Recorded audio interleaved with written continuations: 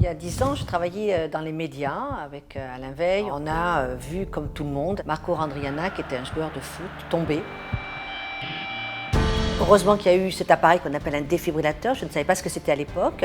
Je me suis dit, attends, c'est pas possible. Si on connaît les gestes de premier secours, si on installe des défibrillateurs, on peut sauver des vies. Et en fin de compte, ça a été vraiment la genèse de l'association MCBFM.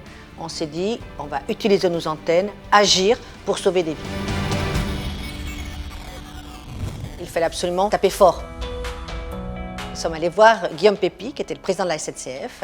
On a monté un train expo, on a sillonné la France pour pouvoir former les gens aux gestes de premier secours et expliquer ce que c'était qu'un défibrillateur. On a pu toucher les entreprises, le grand public et les institutionnels.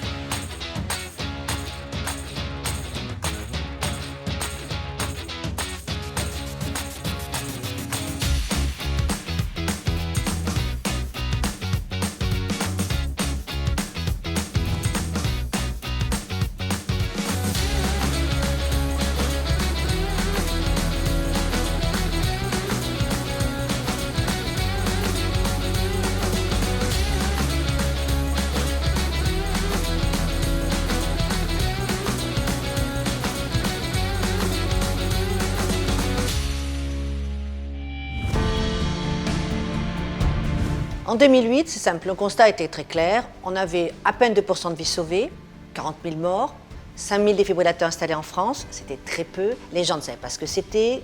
Aujourd'hui, on a à peu près 10% de vies sauvées. Le nombre de défibrillateurs est passé de 5 000 à 150 000 en à peine 10 ans. En 2019, on a une obligation légale d'installer des défibrillateurs dans les lieux qui accueillent le public et ensuite la formation.